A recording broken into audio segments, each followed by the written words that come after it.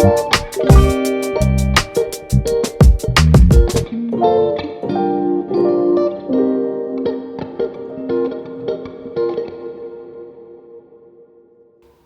is our Tron bike that we've been making. The lights have gone on it today. These are something I've been making for 3 or 4 years. Sell a few, mainly to America, but we'd like to sell more in the UK ideally, because it's a lot easier. They've got full IC RGB LEDs, which are dotless and create really nice patterns. This is on an auto mode. You can just make it one colour and flip between them. It's made up of a black laminate on a piece of 18mm birch throughout ply, so the actual edge is really nice as well.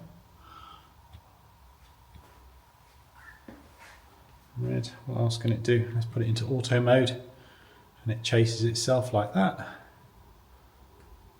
We've got various different options, all a bit snazzy.